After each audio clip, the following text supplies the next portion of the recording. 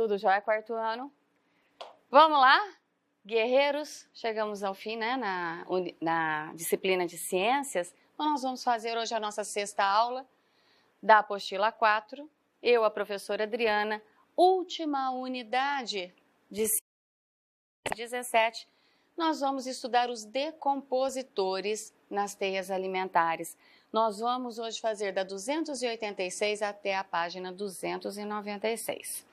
Nossa rotina, estudar os decompositores nas teias alimentares, entender a importância ecológica dos decompositores e o papel dos detritívoros e dos necrófagos na natureza.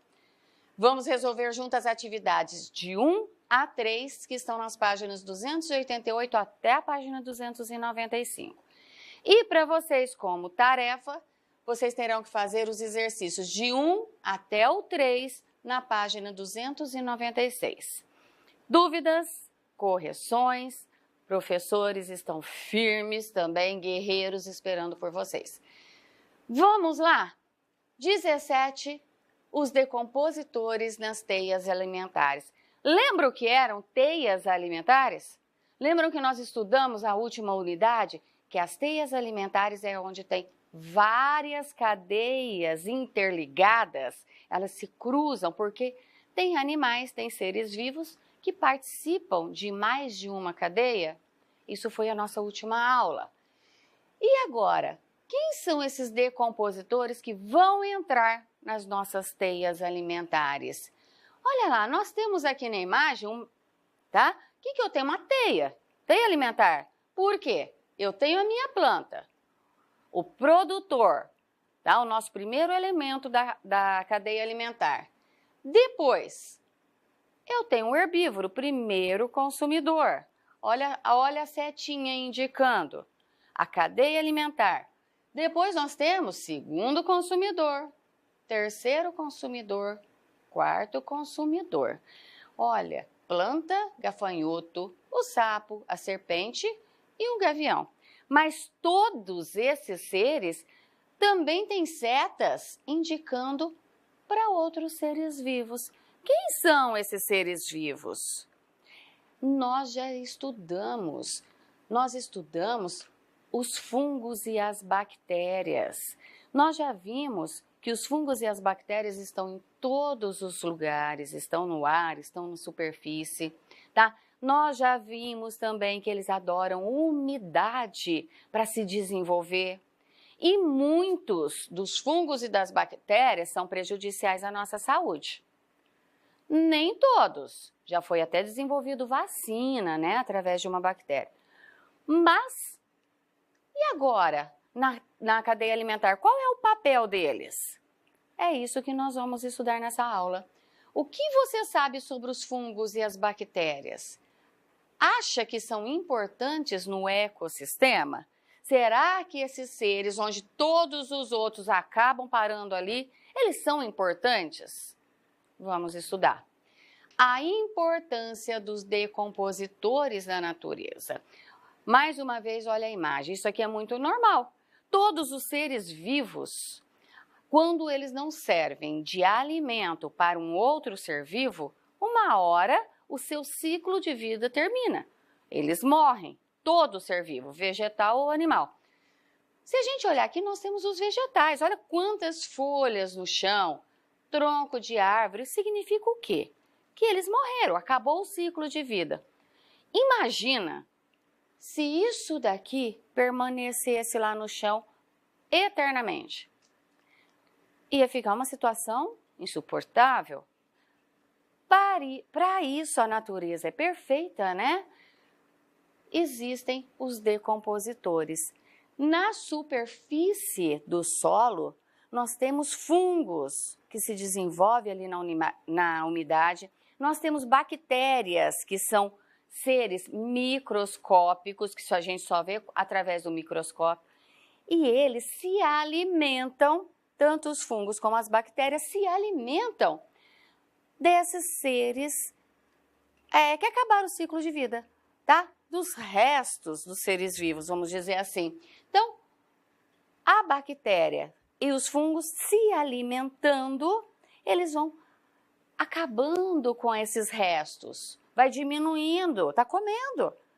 E aí eles fazem o quê? Que eles desapareçam da superfície. Outro papel importante é que todos os seres vivos são ricos em matéria orgânica, tá? Quando as bactérias e os fungos se alimentam desses restos dos seres vivos, né, dessa matéria morta, eles transformam a matéria orgânica em nutriente para o solo. Então, eles estão se alimentando, acabando com aqueles restos, tá? E, ao mesmo tempo, transformando nutrientes que vão penetrar no solo e deixar aquele solo rico, pronto para um novo produtor aparecer ali, para uma nova planta. E assim começa novamente um ciclo.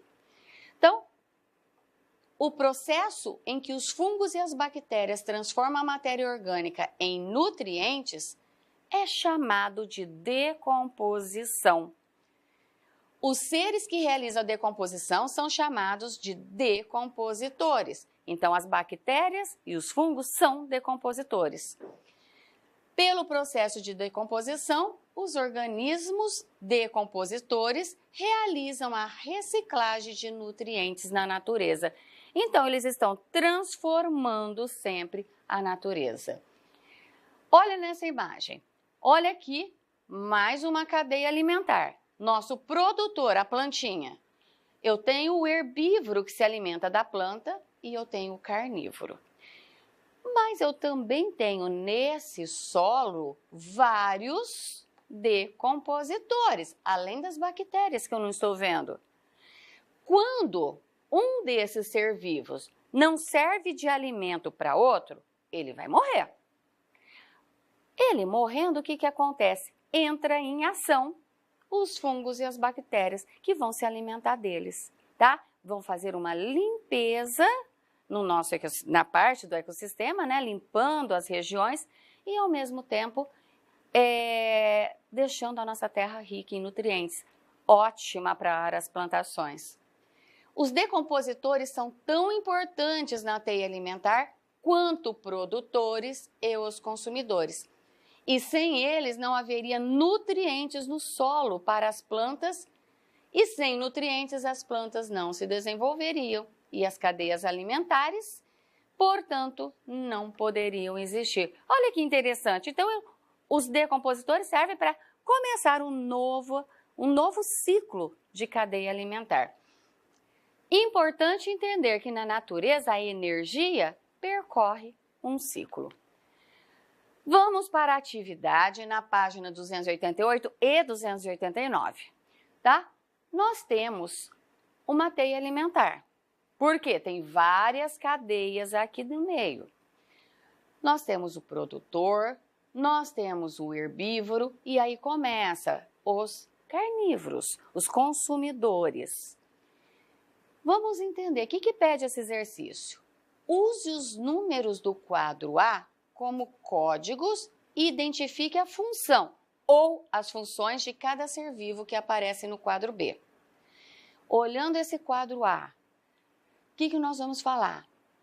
Todo produtor, em vez de eu ficar escrevendo produtor, eu vou colocar número 1. Os animais que são herbívoro, eu vou colocar 2. Mas carnívoro 3, agora, um herbívoro ou um carnívoro, ele pode também ser consumidor, e aí eu indico com o número 4.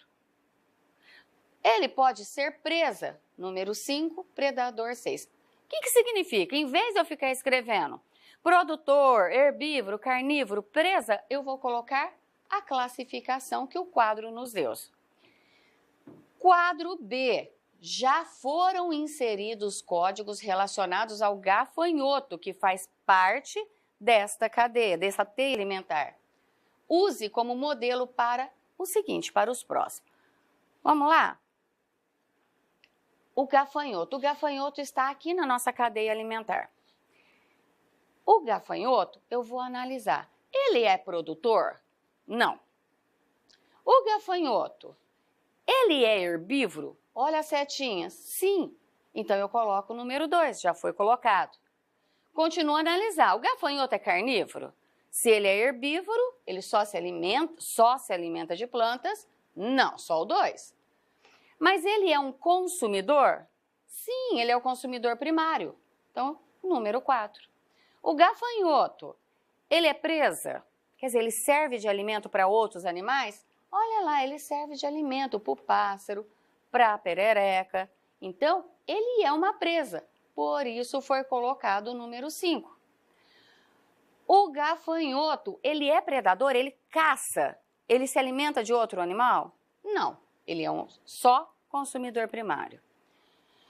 Ele é um decompositor? Ele se alimenta de restos dos seres vivos? Também não. Então, o gafanhoto, ele é herbívoro, consumidor e presa. Os números indicando o que ele é. Entenderam? Vamos fazer o próximo, planta. Nossa plantinha. O que a planta é, pessoal? Sem dúvida nenhuma, a planta, ela é um produtor. Então, planta, produtor, ela é número 1. Vamos passar agora para o pássaro. A planta eu já nem preciso analisar o resto, tá? Ela produz seu próprio alimento, então ela só é produtor. Vamos lá para o pássaro. Nosso pássarozinho, olha as setinhas que chegam nele e que saem dele. O pássaro, produtor? Não, só planta. O pássaro é herbívoro? Não, ele se alimenta de outro ser vivo. O pássaro, ele é carnívoro? Olha lá, se ele come outro ser vivo, ele é carnívoro. Número 3. O pássaro, ele é um consumidor? Sim, consumidor secundário. O pássaro é presa? Ele é presa da cobra. O pássaro, ele é um predador? Número 6? Sim, porque ele caça outro ser vivo. Olha lá, carnívoro, consumidor, presa, predador. Tudo que o pássaro é. O sapo, vamos aqui, o sapinho está aqui no meio. O que o sapo é? O sapo, ele se alimenta de outro ser vivo, mas ele também serve de alimento para outro, tá? Então, o sapo, ele é o quê? Ele é carnívoro, o sapo é um consumidor, ele é presa e ele é um predador. Próximo, nós vamos para a cobra. Olha a setinha chegando. Então, olha, ela se alimenta de outro animal e ela também serve de alimento. Então, o que a cobra é? A cobra é, de novo, carnívoro, a cobra é consumidor, é presa e é predador. Próximo, gavião. Olha o topo aqui de uma cadeia alimentar. O que o gavião é? O gavião, olha lá, tem setinha chegando nele, significa que ele se alimenta de outros ser vivos. Mas não tem ninguém se alimentando do gavião, hein? Então, atenção. O gavião, ele é carnívoro, número 3. Ele é um consumidor, porque ele se alimenta de outros animais. E ele é um predador. Ele caça, mas não tem ninguém caçando ele. Agora, os fungos e as bactérias que estão aqui embaixo.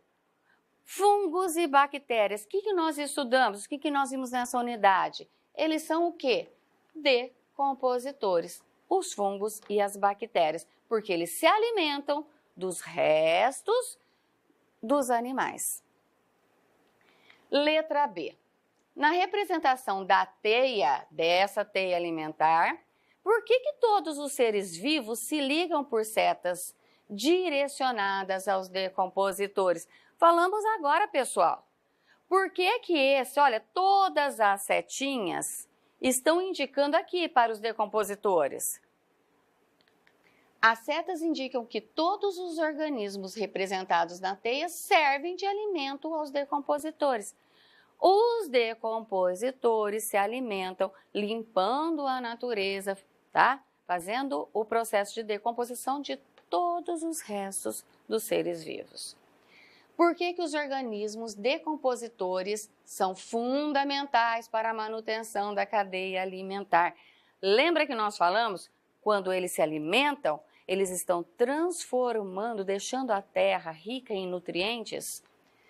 Sem os decompositores, não haveria reciclagem da matéria e, consequentemente, os organismos produtores, os nossos herbívoros, não teriam nutrientes para a sua sobrevivência. Chegamos agora no Você é o Cientista.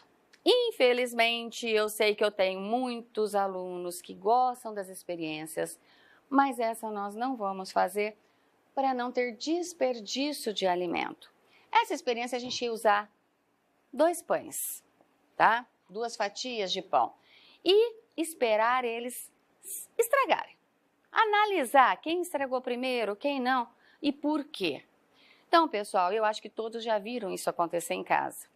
Vamos pensar o seguinte, olha lá, sabe aquelas fatias de pão? Não precisa ser desse não, qualquer um.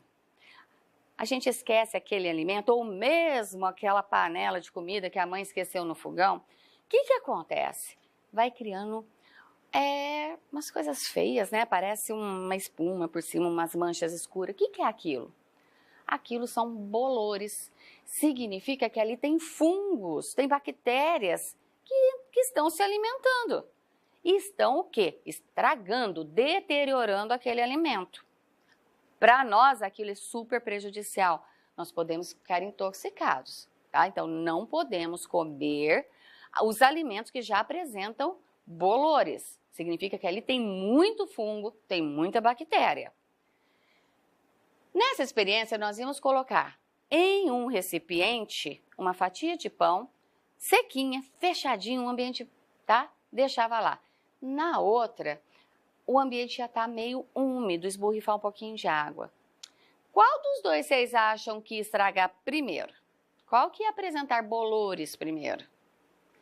Nós já vimos que os fungos e as bactérias, tá? Olha a aparência que fica os alimentos. Pessoal, quando começar essas manchinhas, vocês já não comem, tá? Faz mal. O que significa? Que as bactérias e os fungos estão ali. E aí, aonde que elas se desenvolvem primeiro? Nós vimos que elas gostam de ambientes úmidos. Então, com certeza, aquela fatia de pão que foi guardada num lugar que tinha um pouquinho de água, ela vai estragar muito mais rápido, tá? Lembram lá na apostila 1? Nós falamos muito disso. Até que se conservar na geladeira, a temperatura influencia também? É isso daí. Então, na atividade 2, respondendo em que ambiente o bolor se desenvolve melhor? Qual ambiente? Onde tem umidade. O bolor se desenvolve melhor em ambiente úmido. Explique por que o pão embolorado vai desaparecendo ao longo do tempo. Por que esse pão vai diminuindo? Ele vai murchando, ele vai ficando... Parece que ele está diminuindo o tamanho. Nós vimos que as bactérias estão o quê? Se alimentando, certo? O pão vai desaparecendo quando está com o bolor, pois os fungos estão se alimentando dele. Compare o que aconteceu com os alimentos embolorados com o processo de decomposição na natureza. Será que na natureza é a mesma coisa? Sim. Da mesma forma que o pão embolorado vai desaparecendo, a matéria orgânica na natureza é decomposta em partículas menores por fungos e bactérias. Então, a matéria orgânica, tá? Quando está ali em decomposição, ela vai diminuindo. Os fungos e bactérias estão se alimentando. Agora, os animais que fazem a faxina na natureza. A professora Adriana não vai ler, e esse texto é muito importante que vocês leiam, tá? Tem atividade da tarefa que vai precisar daqui. O que ele vai falar? Tá vendo aqui que tem um besouro? Eu já comentei até várias vezes, eu costumo comentar que o besouro, mesmo a Joaninha, que é um besorrinho, é da família dos besorros, eles vivem, eles estão sempre em decretos, tá? O cocô de outros animais, vamos dizer assim. Os besouros botam os ovos, tá? Nessa secreção. E depois as larvas dos besouros, os filhotinhos, eles vão se alimentando. E aí o que acontece? Com isso, ela vai fazendo uma limpeza, tá acabando com essa sujeira. Por isso, esses animais, a gente fala que eles estão fazendo faxina, limpando o meio ambiente.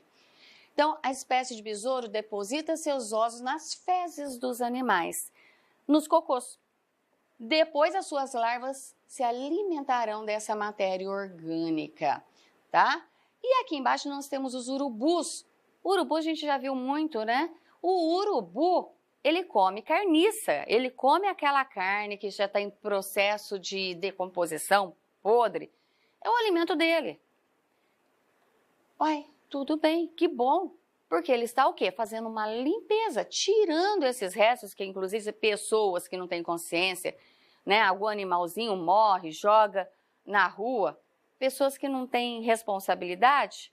Olha lá, os urubus fazem o papel deles. Esse animal feio, tá? Que se alimenta de carniça, eles estão o quê? Limpando o ambiente através do seu hábito alimentar. Leiam, porque aqui está falando como esses animais são chamados. E isso vai depender da tarefa. Atividade 3. Leia a informação sobre a vermicompostagem e depois assinale V para verdadeiro e F para falsa. Vamos entender o que é a vermicompostagem. Uma opção prática para reduzir quantidade de lixo orgânico nas residências é a vermicompostagem, ou seja, um sistema de reciclagem no qual a matéria orgânica é digerida por minhocas e depois eliminada na forma de humus. Os resíduos orgânicos vegetais devem ser colocados em caixas plásticas ou de madeira e cobertos com matéria orgânica seca, como folhas secas ou serragem. Moçada, o que significa? Vermicompostagem é uma forma que nós temos de produzir um adubo, uma terra rica em nutrientes, com próprios restos de alimentos que a gente tem em casa, tá? Lembram das aulas que nós fizemos da minhoca? Como ela é importante na produção de humus? A minhoca vive na terra e ela cava buraquinhos que permitem a entrada de água, de oxigênio. Ao mesmo tempo, ela vai se alimentando das matérias orgânicas que tem naquela terra e soltando as fezes que já são ricas em nutrientes, tá? Então, como que é essa vermicompostagem? Pode ser uma caixa plástica, tá? Ou uma de madeira, mas tem que ser, ela vai ficar bem fechada. Forra o fundo dessa caixa com terra, com um pouco de minhoca. Em cima você pode colocar cascas de fruta, tá? De banana, aquele talinho de maçã, restos de legumes, tampa com folha seca, que a folha seca também é resto de ser vivo, lembram? Matéria orgânica, só que é seco. Cobre tudo e fecha. Aquilo ali você vai deixar por um tempo. Com o passar do tempo, as minhocas vão se alimentar daqueles restos de alimento, tá? Daquela matéria orgânica. Ela vai desaparecer. E o que acontece? A terra ficou muito rica em nutrientes, porque a minhoca também foi eliminando pelas fezes os nutrientes que tinham naquele alimento. Olha que interessante, em vez de jogar no lixo, a gente forma uma terra excelente para a plantação, para a horta, para os vasos. E não estamos jogando lixo na natureza. Vamos fazer V para verdadeiro e F para falsa. As minhocas são usadas na reciclagem do lixo orgânico, pois são animais detritívoros, ou seja, eles alimentam-se da matéria orgânica. Ela participa dessa reciclagem? Sim. Ela está se alimentando do resto de matéria orgânica? Sim. Alternativa verdadeira. Na vermicompostagem, as minhocas reduzem o descarte de lixo orgânico doméstico. Quer dizer, em vez de eu jogar o lixo orgânico, né, pôr lá, jogar o lixeiro levar, eu não estou diminuindo, estou deixando ali naquela minha terra para virar adubo. Então, verdadeiro, está reduzindo. Nas caixas de plástico utilizadas na vermicompostagem, podem ser colocadas cascas e restos de frutas e hortaliças. Verdadeiro? Nós falamos isso, verdadeiro. O humus produzido pelas minhocas pode ser usado como adubo em vasos e no jardim, pois ele é um material rico em nutrientes para as plantas. Nós falamos muito disso. Verdadeiro? As minhocas contribuem para a reciclagem de nutrientes, pois elas ajudam a transformar o lixo orgânico em adubo para as plantas. Falamos bastante, mais uma verdadeiro. Todas as alternativas corretas. Exercício 2 sobre o urubu de cabeça preta. Ele alimenta-se de animais mortos em decomposição ou de animais vivos, quando indefesos, filhotes, por exemplo. No ambiente urbano é onde nós estamos vivendo, né? Onde tem vamos dizer, a cidade, onde tem o comércio. Então, no ambiente urbano, ele alimenta-se de restos de animais mortos e em lixões. Sobre o urubu de cabeça preta, é correto afirmar que são aves que devem ser eliminadas das cidades, pois são animais sujos que vivem em lixões e alimentam-se de carniça. Tá, eles se alimentam de carniça, mas por isso eles têm que ser eliminados? Lembra lá do coiote? Não, gente. O urubu, quando ele está se alimentando de carniça, ele está limpando. Então, essa alternativa não está correta. Não devem ser eliminados. Segunda afirmação. Ao se alimentar de carcaças de animais mortos, os urubus evitam a proliferação de bactérias que poderiam propagar doenças em animais domésticos e selvagens. Quando ele se alimenta, ele não está limpando? Se ele está limpando, não vai ter tanta bactéria naquele local, então é verdadeira. Essa está verdadeira. Vamos ler a última afirmação. Os urubus são importantes apenas no ambiente natural. Parou aí, nós já vimos que no ambiente urbano ele também é muito importante. Não está correto. Agora nós vamos completar o esquema aqui da teia alimentar. Vocês têm as palavras no quadro e nós vamos completar.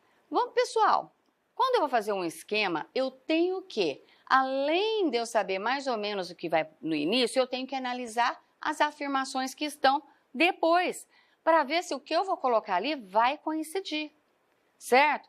Então vamos lá. Teia alimentar é formada, nós já vimos que na teia alimentar nós temos 3 seres vivos, né, que compõem a teia alimentar. Nós temos o primeiro ser vivo, que são os vegetais, que são produtores. Depois nós temos os seres vivos que compõem a parte dos consumidores. Vários, né, mas são classificados como consumidores. E no final, onde todos acabam parando, nós temos os decompositores. Então, a teia alimentar é formada, eu sei, produtor, consumidor, decompositor. Mas onde que eu vou colocar cada um? Aqui no meio já tem consumidor, mas falta produtor e decompositor. Eu tenho que ler o que vem embaixo. Então, vamos ver o que vai ser nesse primeiro quadradinho. São vegetais. Já sei. Quem são os vegetais na teia alimentar? Os primeiros, né? São os produtores. Preenchi produtores. Se eu sei que é produtor, consumidor, já vou riscar produtor, sobra o que na teia? Os decompositores. Risca decompositor. O nosso esquema na parte dos produtores está correto. Vamos começar agora, continuar pelos consumidores. Quem são os consumidores? Nós sabemos que nós temos 3 tipos dependendo da alimentação. Os herbívoros, que se alimentam de vegetais, carnívoros, que se alimentam de outros seres vivos, e os onívoros, que se alimentam de vegetais e de animais. Continuando, qual vai ser aqui no primeiro? Eu vou ver lá embaixo se a informação vai me orientar. Alimentam-se de vegetais. Então, qual que é o consumidor que alimenta de vegetais? Herbívoros. Risca os herbívoros. Vou continuar. Quais são os consumidores que se alimentam de outros animais? Já sei, carnívoros. Risca os carnívoros. Herbívoros, carnívoros, agora os consumidores que alimentam-se de animais e de vegetais, onívoros. Riscamos o onívoro. Passamos agora para os decompositores. Os decompositores são as bactérias e fungos, alimentam-se de... O que os decompositores se alimentam? Matéria orgânica. Completamos nosso esquema. Agora, no 4, vocês têm um jogo. Lá tem um anexo 2 no final, né, do caderno 4. Tem um anexo 2 que vocês vão recortar. Esse jogo vocês podem jogar de duplas, quer dizer, 1 contra 1, ou em 4, 2 contra 2, certo?